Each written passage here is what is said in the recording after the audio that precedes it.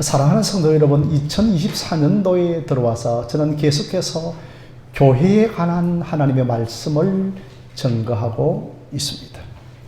우리가 개인적으로 개인 경건에 힘을 써야 하지만 교회가 무엇인지 잘 모르고 또한 교회를 섬기는 연륜과 경험이 상당히 약합니다. 초대 교부였던 어거스틴은 교회를 어머니로 모실 수 없는 사람은 하나님을 아버지로 모실 수 없다라고 했습니다. 교회를 통하여서 내가 새롭게 태어나고 양육받고 교회를 통하여서 하늘의 만나를 먹고 하나님의 뜻을 배우고 천국의 삶을 연습하고 그리고 교회를 통하여서 천국 가기 때문에 교회는 어머니인 겁니다. 여러분, 오늘은 그 요한계시록의 7 교회 중에서 하나인 그 사대에 관한 교회에 관한 말씀입니다. 여러분, 앞 화면의 프로젝터를 보시면 그 지중해 해안가, 그 해안에 에베소가 있고 그 해안가를 쭉 따라 내륙으로 들어가다 보면 4대 교회가 있습니다. 이 4대 교회는 라오디게아 교회와 함께 가장 심한 책망을 받은 교회입니다.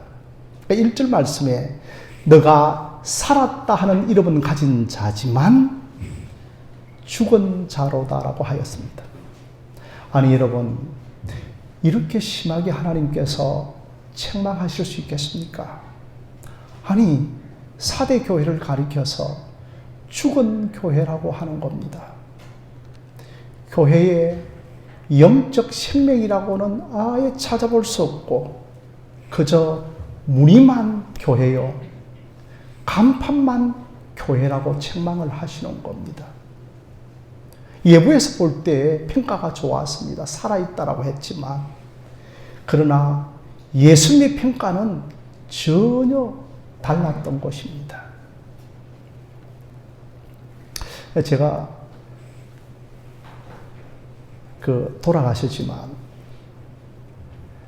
서울 사랑의 교회가 옥하는 목사님, 이 거제도에 가면 옥시들이 많이 삽니다. 그래서 이제 그분이 그 마지막 설교가 제가 기억에 납니다. 4대 교회에 관한 설교를 하였죠. 한국 교회는 살아있다고 하지만 죽은 교회입니다라고 그렇게 무릎을 꿇고 통렬하게 회개하고 외쳤던 그분의 설교가 기억이 납니다. 교회가 단기 선교도 하고 구제 사업도 하고 화려한 시설 속에 생동감 있는 예배를 드리고 수많은 프로그램들이 교인들의 욕구를 충족시키고 있음에도 불구하고 그 교회가 죽은 교회라고 하는 겁니다. 여러분, 이것은 어느 신학자의 진단이 아니라 바로 교회의 머리이신 우리 주님의 평가라고 하는 겁니다. 이 4대 교회는 모든 것을 다 가진 교회였습니다. 그런데 한 가지 없는 것이 있는데 바로 생명이 없었다는 겁니다. 그들은 다 영적으로 죽어 있었기 때문인 겁니다. 사랑하는 성도 여러분, 이것은 우리가 영적으로 바라보아야 합니다. 창세기에 보면 하나님께서 사람을 흙으로 빚으시고 생기를 불어넣으니까 비로소 생명이 된지라고 하였습니다. 비로소 그 인간이 산 존재가 되어진 겁니다. 예수겔 선지자도 어느 날 하나님께서 그에게 환상을 보여주는데 아니 골짜기에 마른 뼈들이 지천에 널려져 있는 겁니다. 그런데 다 마른 뼈입니다. 오랫동안 바짝 말라져 있습니다. 이것은 바로 여러분 그 당시의 영적 상태를 보여주는 겁니다. 그런데 이제 하나님께서 그들에게 생기야 들어가라고 그렇게 말씀으로 명령을 하시자 뼈와 가죽과 힘과 살이 생겨서 어떻게 되어집니까? 여호와의 지극히 큰 군대가 되어지는 겁니다. 비로소 생기가 들어갈 때에 진짜 살아난 것입니다. 우리 안에 보혜사 성령이 우리의 육체에 막혀 우리를 주장하지 못하면 죽은 겁니다. 육체적인 것이 계속해서 영적인 것을 가로막고 있으면 죽은 겁니다. 그 육체적인 생각으로 영적인 것을 계산하면 실상은 그 사람은 죽은 겁니다. 그래서 여러분 디모데전서 3장 5절 말씀에 너희들이 경건의 모양은 있지만 경건의 능력은 없으니 이 같은 자들에게서 돌아서라고 말씀을 하신 것입니다. 여러분 오늘 말씀 2절을 보시면 너희 행위의 온전함을 내가 찾지 못하였노라고 말씀을 하고 있습니다.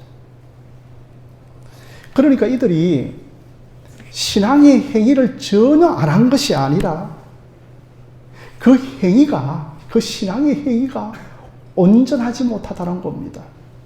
그들이 신앙 행위로서의 주일 성수도 하고 10의 1조도 드리고 성도의 교제도 하고 교회 봉사도 하지만 하나님이 보시기에는 온전하지 않다는 겁니다. 전혀 그들 속에 알맹이가 없고 진정성이 없고 빈 껍데기라고 하는 겁니다. 믿는다 하면서 습관적이고 의무감으로 하고 하나님을 향한 거룩한 목적과 동기가 없다는 것입니다. 주님께서 나는 아무리 너를 찾아봐도 너의 행위의 온전함을 찾아보지 못하겠다고 책망하시는 겁니다.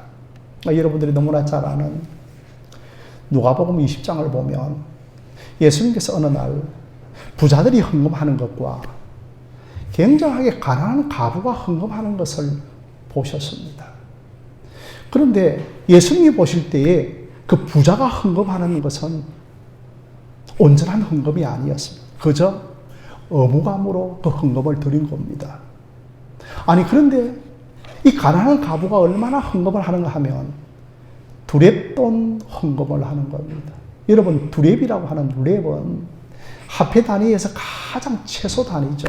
그러니까 지금 우리가 헌금 드리는 것을 보면 한 두렙돈이니까 2,000원 정도 헌금을 한 겁니다. 그런데 예수님께서는 그 액수가 결코 적은 액수가 아니라 받으신다는 겁니다. 가난한 과부는 모든 사람들보다도 더 많이 헌금을 하였다는 겁니다. 저 부자들은 인색하여서 계산하고 넣었지만 이 과부는 구찬 중에 자기에 있는 바 생활비의 전부를 넣었다는 겁니다. 이것이 여러분 행위의 온전함이라고 하는 겁니다.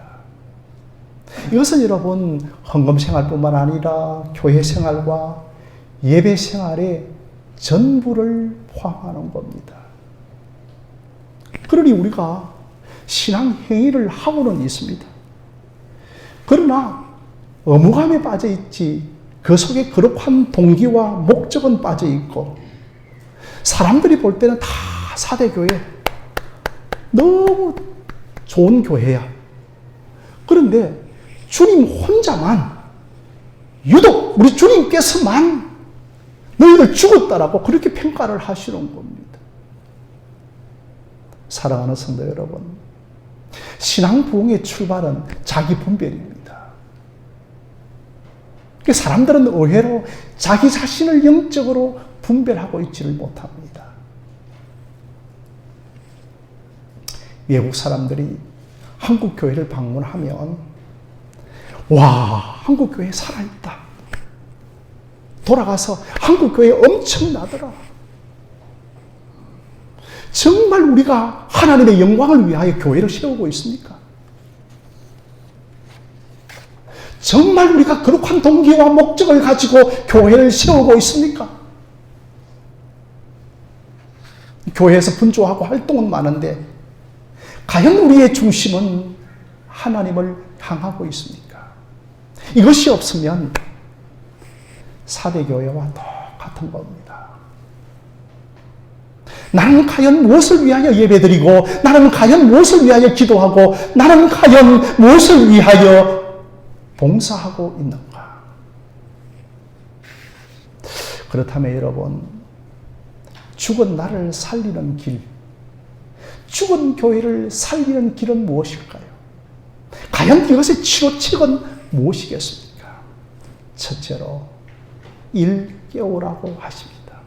2절 말씀에 너는 일깨워 그 남은 바 죽게 된 것을 굳건하게 하라고 말씀을 하십니다.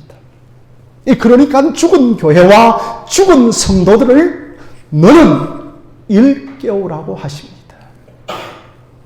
그렇다면 여러분, 교회와 성도들을 일깨우는 사람들은 누구이겠습니까? 바로 교회 안에 살아있는, 깨어있는 소수들입니다.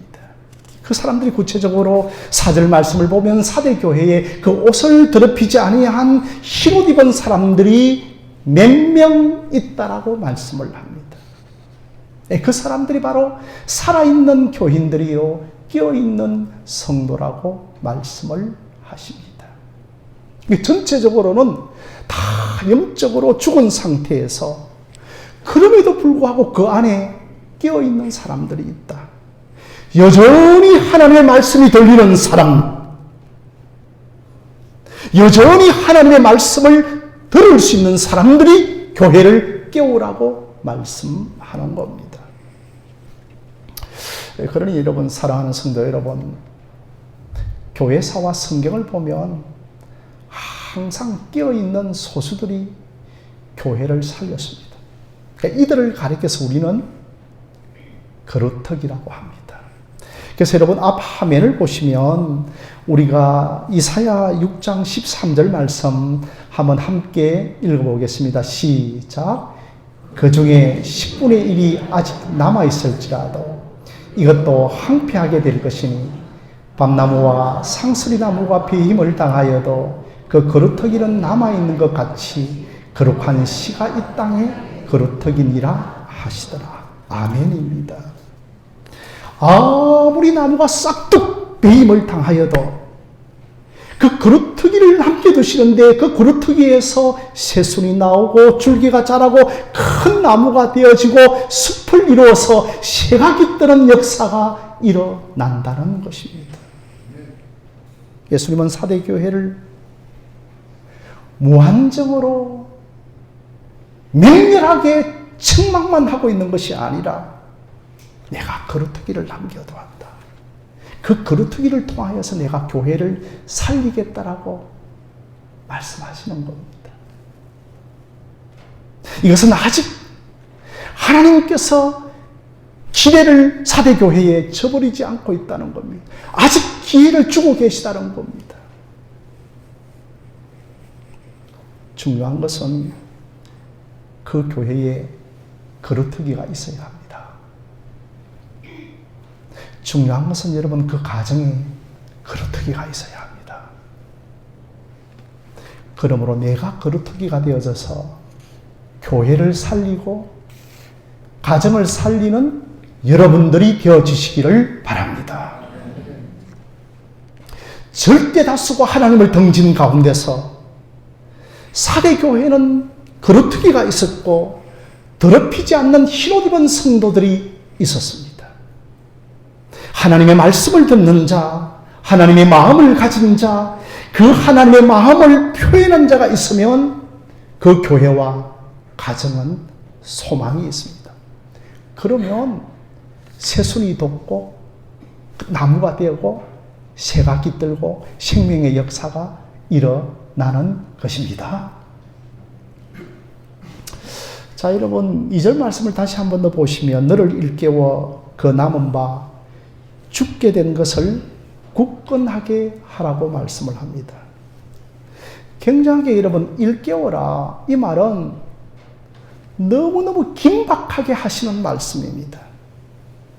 그러니까 지금 뭔가 과거에 대한 기억력을 가지고 있는 사대교회 성도들에게 기억을 상기시키면서 일깨우라고 그렇게 사대 지역의 교인들에게 말씀을 하고 있는 겁니다.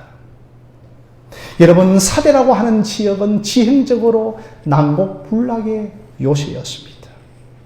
이 도시는 참으로 좀처럼 함락되지 않는 요새였습니다. 아니, 그런데 역사적으로 상기시켜보면 두 번의 함락이 있었습니다. 그 페르시아 고레스 왕 때에 한 번 함락이 되어지고 헬라의 안티오쿠스가 그 도시를 함락시켰습니다. 이 고레스 왕이 이제 이 난공불락의 요새를 한번 함락시켜 보려고 신하들에게 저것 도시 한번 함락시키는 방법을 알아보라고 지시를 했습니다. 그래서 그곳에 부하들이 이제 진을 치고 있었습니다. 그런데 그 도성에 군사 하나에 투구가 떨어져서 이 군사가 성문을 열고 투구를 가지고 성으로 내려오면서 내려오는 코스를 보고 함락을 시킵니다. 그래서 성문에 들어가 보니 아니 파수꾼이 한 사람도 없는 겁니다. 성을 깨워 지키는 사람들이 한 사람도 없는 겁니다. 다 자고 있었습니다. 이 사건이 일어난 이후에 200년 후에 헬라의 안티오쿠스가 그 성을 또 이와 같은 방법으로 함락을 시킵니다. 깨어있으라. 깨어있지 못함으로 함락을 당한 것입니다. 살았다 하지만 죽어 있는 겁니다. 살았다 하지만 영적으로 잠을 자고 있었고 영적인 무방비 상태에 있었던 것입니다. 그래서 우리 예수님께서는 긴급하게 명령을 합니다. 너희들 영적 실태를 보라. 깨어라. 자지 말라. 지금 성문을 향하여 적들이 오고 있는지 보아야 한다. 너가 죽어 있는 영적 실태를 보라는 겁니다. 너가 영적 실태를 깨어보지 아니하면 무너지고 만다는 것입니다. 그래서 3절에 너희가 어디에서 받았으며 어떻게 들었는지를 생각하고 회개하라.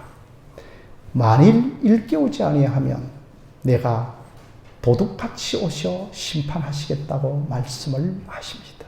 사랑하는 성도 여러분, 그러니까 여러분들은 처음 예수 믿을 때 무엇을 받았고 무엇을 들었습니까? 우리 근사님, 집사님, 내가 과연 예수님을 믿을 때 무엇을 받았고 무엇을 들었습니까? 복음을 받았고 복음을 들었던 겁니다.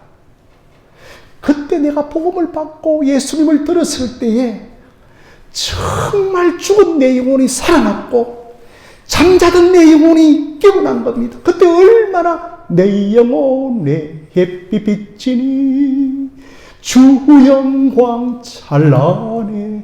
내 영혼에 햇빛이 비치고 내 영혼이 깨어나고 내 영혼이 살아날 때 얼마나 감격하고 기뻐하였습니까?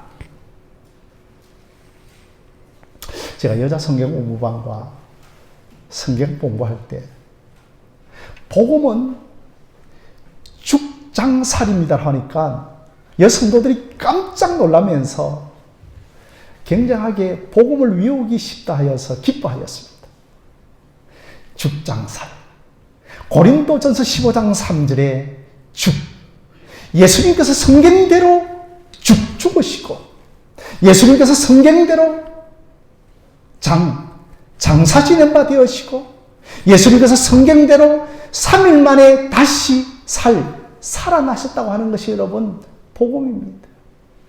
이 복음이 우리에게 들려올 때에 우리는 얼마나 복음을 듣고 기뻐하였습니까? 아니, 복음을 듣고 기뻐한 적도 없는 사람도 있을 것입니다. 아니, 우리가 그때는 복음이 잘 받아들였고 복음이 우리의 귀에 생생하게 들려왔습니다. 이제 예수밖에 없다. 이제 이것밖에 없다.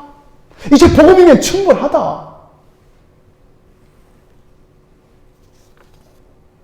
나 끝까지 우리 주님 따르겠다.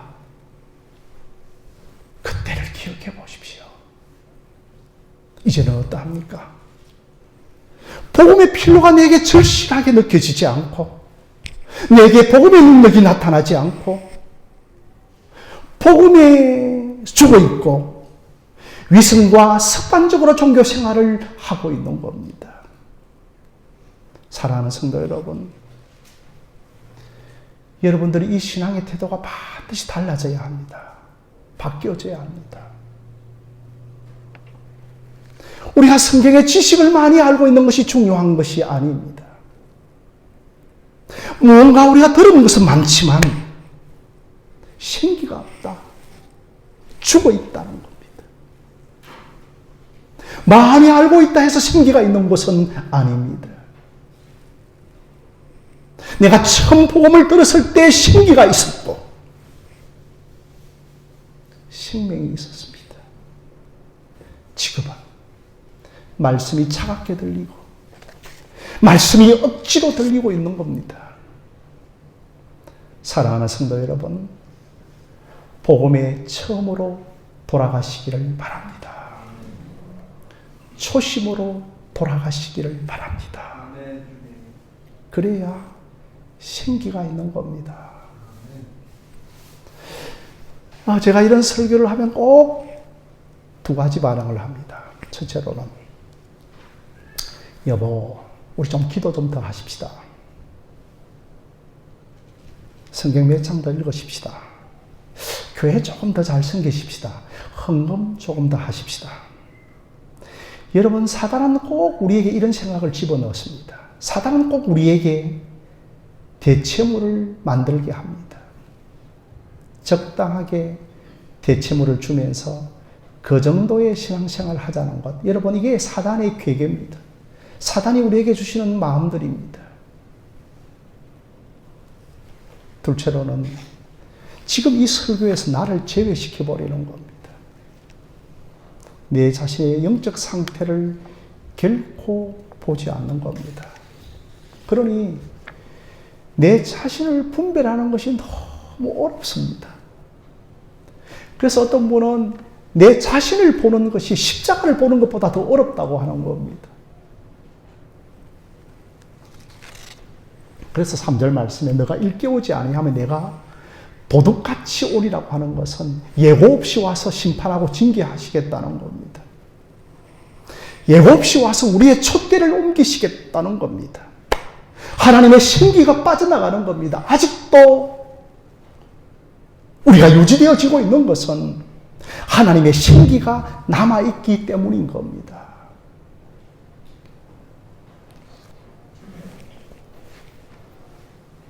사랑하는 성도 여러분, 영국 교회가 1900년 초만 하더라도 주일날 회집하는 숫자가 2만 명이 넘는 교회가 참 많았습니다.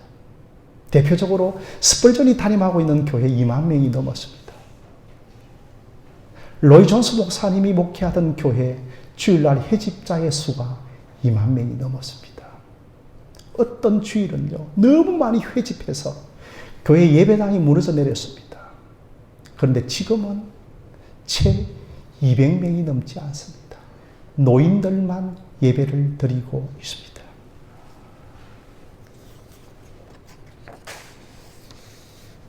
하나님의 생기가 떠나간 겁니다. 하나님께서 촛대를 옮기신 겁니다. 우리도 마찬가지입니다. 종교 행위만 있고 영적 행위만 있고 영적 생기가 없고 복음이 없고 생명의 지식이 없는 겁니다. 그러니 여러분, 4대 교회가 그 7교회 중에 가장 큰 책망을 받습니다. 그래서 목사님들이 설교하실 때 4대 교회는 희망이 없어. 4대 교회는 절망밖에 없단 말이야 라고 설교합니다. 저는 그렇지 않다고 생각합니다. 바로 절망만 있는 것 같은데 주님은 소망이 있다, 희망이 있다.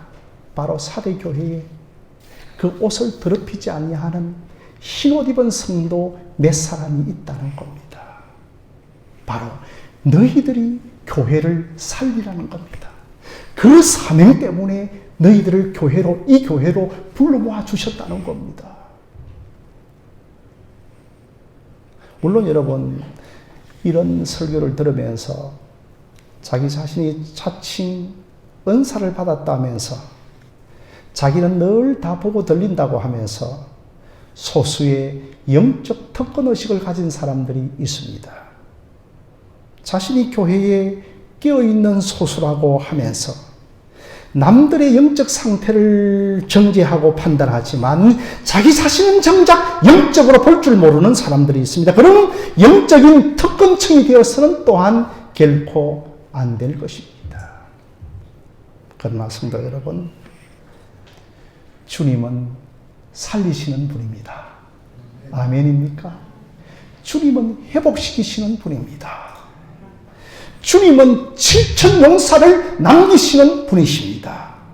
주님은 늘 그루터기를 남기시는 분이십니다.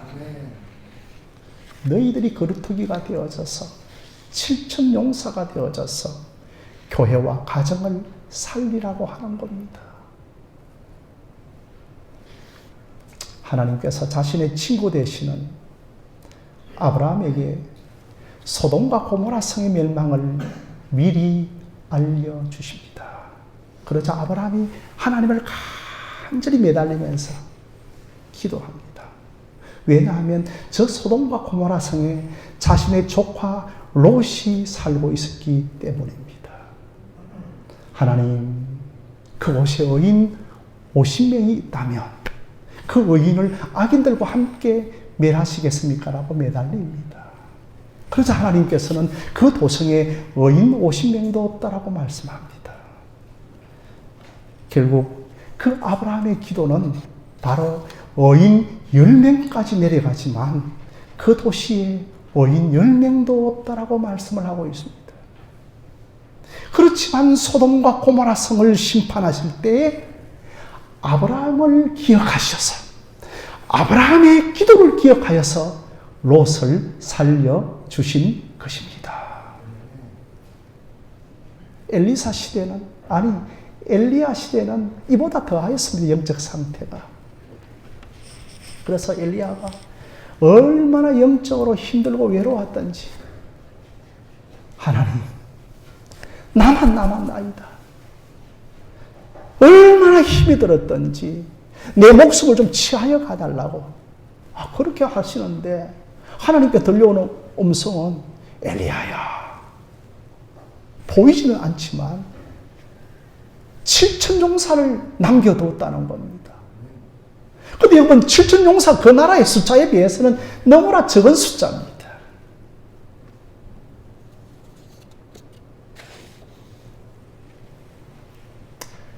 기드온 시대 때에 미디안이 쳐들어옵니다. 군대를 이제 징집을 하죠. 근데 얼마 모였습니까? 몇 명 모였나요? 32,000명이 모입니다. 별로 미디안 군대에 비해서 많은 숫자가 아닙니다. 32,000명. 그런데 하나님 다 죽입니다. 결국은 몇 명 남깁니까? 기드온에 300용사를 남깁니다. 대부분 32,000명 중에 하나님 신뢰하지 않고 이것저것 눈치 보고 한쪽은 세상, 한쪽은 하나님께 다 두 다리 걸치고 이 영적 쫄보들을 내가 쓰지 않겠다는 거예요. 그래서 하나님께서는 기도원의 300용사만이 하나님이 쓰시는 도구가 되고 하나님이 쓰시는 통로가 되는 겁니다. 그러니 여러분, 사대 교회에도 강력한 책망을 받았지만 그 세상에 옷이 더럽히지 않는 깨어있는 살아있는 흰옷 입은 성도 몇몇이 있었다는 겁니다. 그 때문에 교회가 보존되는 겁니다. 저는 이제 별로 두려워하지 않습니다. 우리 안에 깨어있고 살아있는 소수가 있다면 그 사람 때문에 교회를 보존시켜 주실 줄로 믿습니다. 목사님 때문에 교회가 살아야 되고, 장로님들 때문에 교회가 살아야 되고, 근사님들 때문에 교회가 살아야 되고, 내 남편 때문에 가정이 살아야 되고, 내 아내 때문에 가정이 사는 은혜가 여러분에게 있기를 바랍니다. 여러분의 가정이 아직도 심판받지 않고 보존되고 있는 것은 가족 중에 한 사람이라도 살아있기 때문입니다. 가정의 한 사람이 하나님의 심판을 막는 역할을 하기를 주님의 이름으로 부탁드립니다. 이제는 더 이상 아내 따라다니면서 교회 생활하지 말고, 이제는 더 이상 남편 따라다니면서 억지로 교회 생활하지 마십시오. 언젠가는 하나님의 징계와 심판이 도둑같이 임하는 겁니다. 그러니 여러분, 소돔과 고모라 성을 멸할 때 의인 10명은 심판의 최소 단위입니다. 그러니까 의인 10명이 하나님의 심판을 막는 최후의 보류였던 겁니다.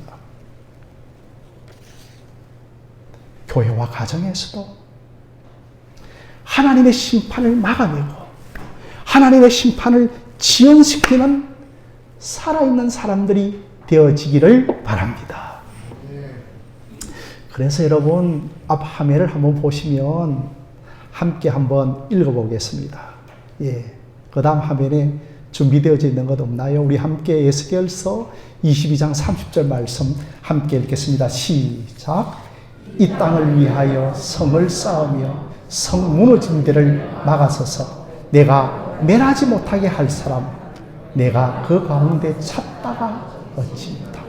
여러분, 이 굉장히 중요한 말씀입니다. 에스겔에게 주신 말씀인데, 하나님께서 이스라엘을 멸하시기로 했습니다. 얼마나 영적으로 타락했는지, 무너진 데가 너무 많았는데, 그때 한 사람이 교회와 성전을 밀면서 하나님이여 불쌍히 여겨주세요. 하나님이여 다시 살려주세요.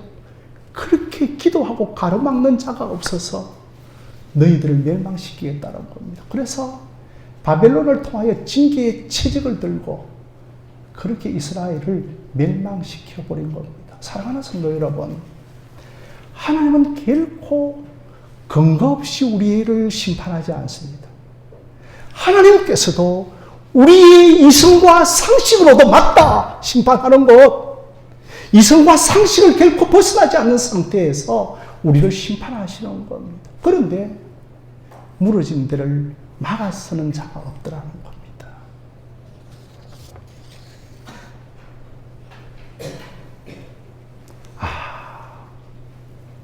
내 남편 때문에, 내 아내 때문에 우리 가정이 아직도 살아있었구나. 우리 목사님 때문에, 장로님과 권사님과 집사님 때문에 우리 교회가 아직 심판을 받고 있지 않구나. 이렇게 무너진 데를 막아서는 역할을 하는 여러분들이 되어지시기를 바랍니다.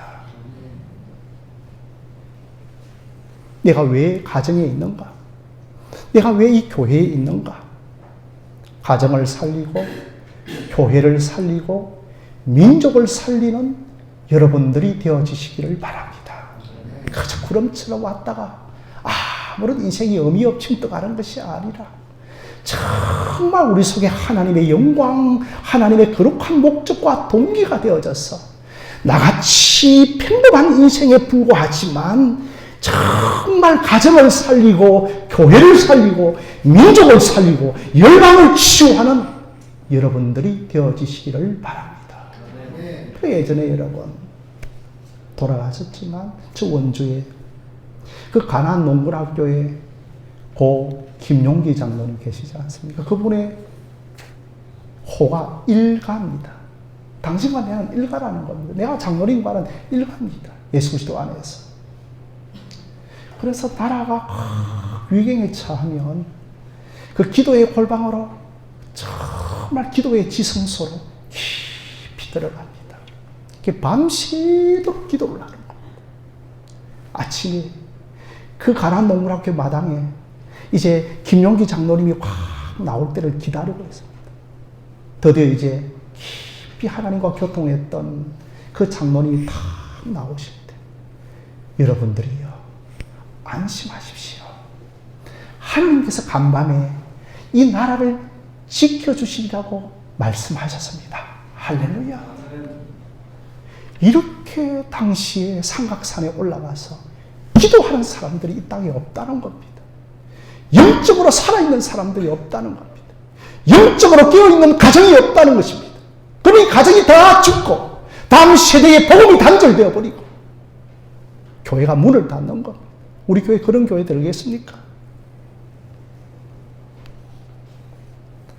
보라, 지금은 은혜 받을 때라고. 지금 이 메시지가 증거되어질 때 여러분들이 은혜 받을 때인 겁니다. 복음을 다시 붙드는 여러분들이 되어지시기를 바랍니다. 그리고 회개하십시오. 교회 회복을 위하여, 가정의 회복을 위하여 엎드리십시오. 오직 이 문제의 열쇠는 7명을 가진 성령 하나님께 달려 있을 줄로 믿습니다. 성령이 우리 교회에 생기를 들고 오고 성령이 우리 가족들에게 생기를 불어넣으면 교회가 살고 여러분들이 살 줄로 믿습니다. 하나님이여, 교회에 생기를 불어넣어 주십시오. 하나님이여, 내 딸에게 하나님의 생기를 불어넣어 주십시오. 주여, 우리 가정과 교회에 성령을 부어주시옵소서라고. 성령으로 생기가 회복되어지는 여러분들이 되어지기를 주님의 이름으로 간절히 축원드립니다.